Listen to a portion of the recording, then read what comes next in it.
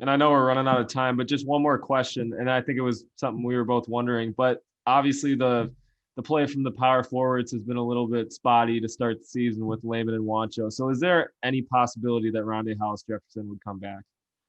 You know what? I texted with somebody close to Rondae this morning.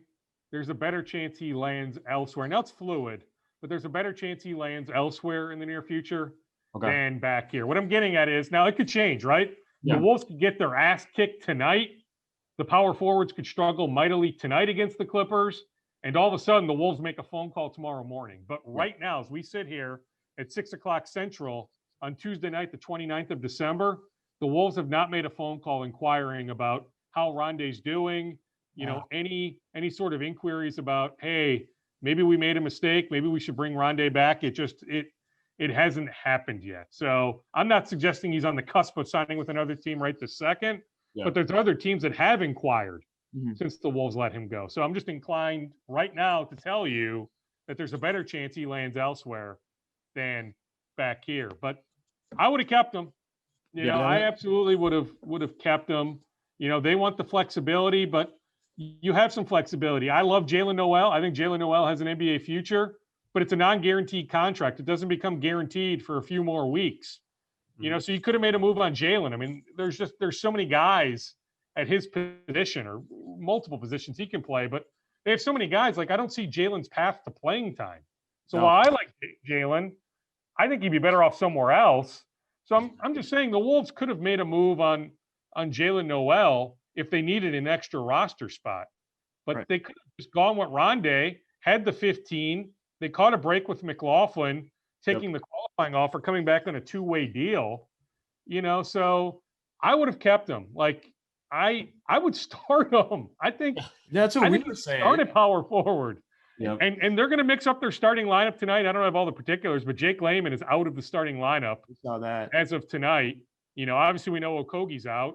Karl Anthony Towns is out. So I'll be very curious to see what the Wolves starting front court is tonight. How they end up mixing and moving pieces. I mean, is it Russell at the 1, Beasley at the 2? Would you go Culver at the 3? Heck, would you go small ball? I mean, could you have Anthony Edwards guard Paul George and go Anthony Edwards at the 4, and maybe you start Naz Reid at the 5? But yeah, it could be interesting to see what they do tonight and moving forward. But yeah, Jake Layman coming off the bench. I also think at some point when Hernan Gomez starts to make more shots, and I think he needs to get in better shape. Doesn't look to be in great basketball shape to me. No. I do think eventually Hernan Gomez will get a chance to start. Doesn't mean he'll be the starter for the full year, but I think at some point we'll see Hernan Gomez in the starting lineup. Yeah, that was just surprising for me because the last 14 games, he was just I think he was shooting 42% from the 3, and then him to just come in these first few games. I don't know if it's from the filming with Adam Sandler or what, but he just looked off to me. I don't know. Yeah, I mean, he missed the bubble.